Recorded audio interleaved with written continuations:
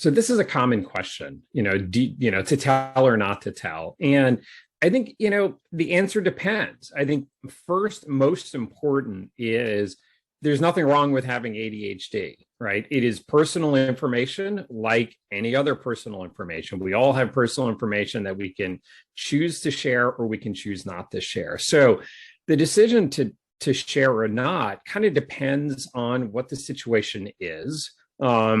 It also depends a lot upon the person that you might be telling, right? Like people who are told things tend to be people who react well, who tend to be respectful, who tend to hold personal information private, right? Blabbermouths tend not to be told things. People who react badly, who are judgmental, also tend not to be told things. So, it's not just about you and your ADHD. It's also about the other person.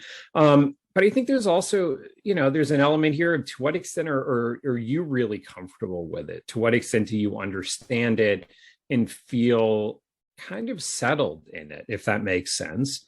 I think it also depends, what are you trying to do in terms of disclosing? Why are you disclosing? There's different reasons why you might. I have a client who told first date, she said, I will never be on time, right? She didn't say, I have ADHD, therefore I'll never. She just said, I will never be on time, which is pretty smart because they're going to figure that out really, really quickly. And I think in this case, it also weeds out the people who are not someone that are probably a good fit for her, right? So like in her case, it worked out. So, the reason why you might want to disclose this is ADHD is not an easy secret to keep. A friend of mine, Stephanie Sarkis, used the line, ADHD is the worst kept secret.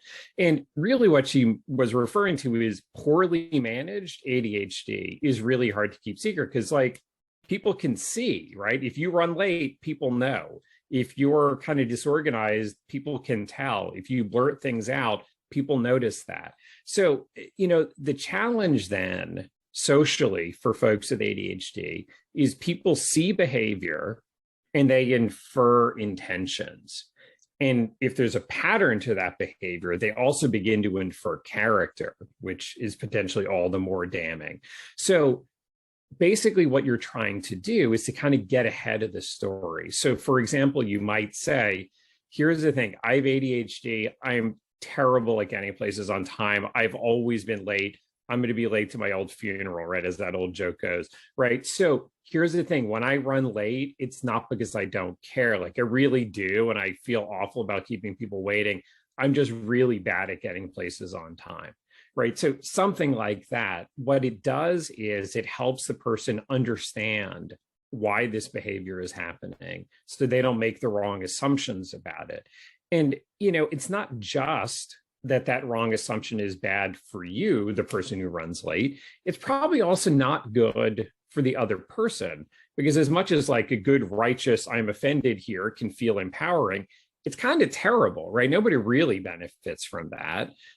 As opposed to saying, I have ADHD, I always run late, might then suggest other solutions. Things like, tell you what, you text me when you're on your way to the restaurant rather than I'll see you at 6, right? That might be a better solution. But someone who's morally offended is unlikely to get into real kind of like problem solving mode. So again, this is for both people's benefit.